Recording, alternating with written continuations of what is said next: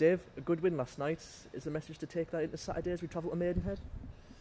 Yeah, listen, it's about putting runs together, and listen, if you can start the season with a good run, well, it will culminate with a lot of points in a short space of time with the amount of games you play, especially through October. We've had a great start. It's important, like I say, you move on quickly, as everything does in football, regardless of a win or a defeat.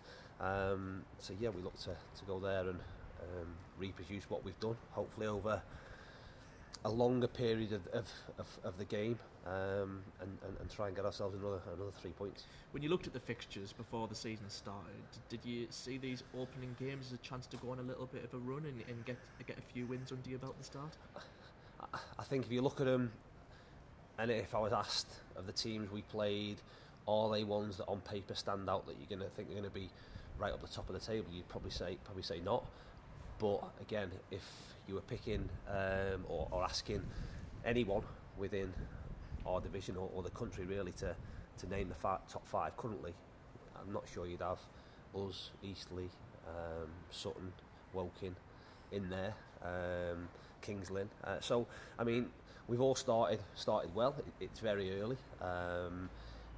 There are notoriously going to be big clubs that people will expect to be fighting for promotion, would be your Stockport, your Yeovilles, your Notts Counties, but we're 2 games in, and the start of the season is obviously important.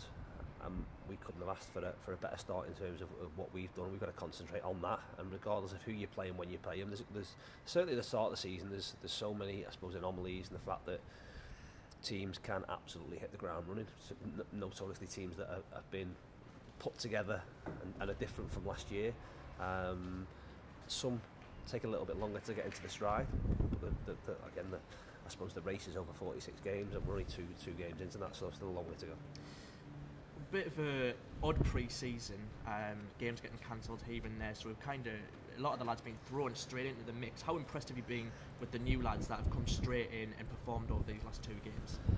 Yeah, it's been difficult because, like you say, it has been very, I suppose, sporadic, stop-start. We came back, had to give a week off because the season was delayed.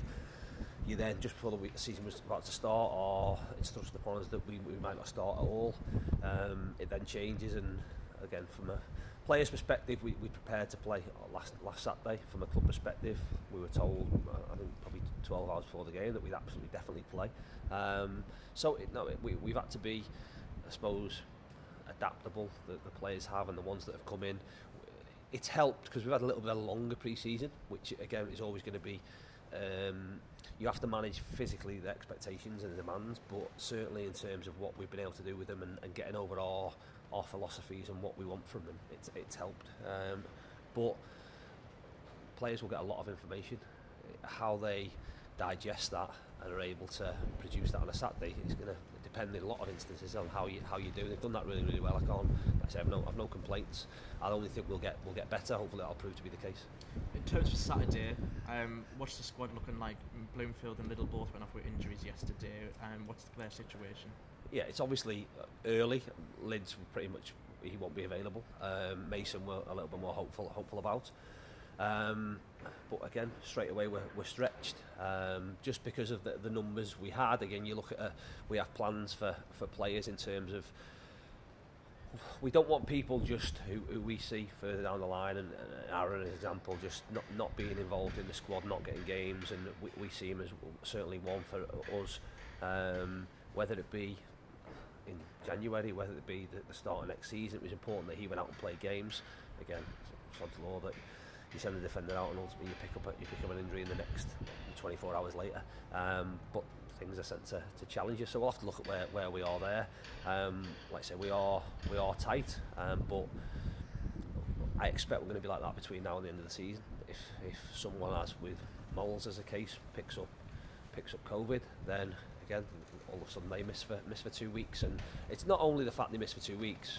Moles trained on Monday and we'll train again today. It's what that 2 weeks takes out of you, because he was flying, and the effect that the illness has had on him, even through no real symptoms physically has been massive. So we again got to be careful with him. He probably doesn't come into consideration, certainly not to start for a couple of weeks until we can get some work back into him. So it is difficult, especially running with a small squad, but that's the way it is, and that's what we've got to get on with, and hopefully, like I say, it doesn't affect us, and we can still be competitive and still look to pick up 3 points, whether it be on a Saturday or a Tuesday. Dave, thanks very much. Cheers.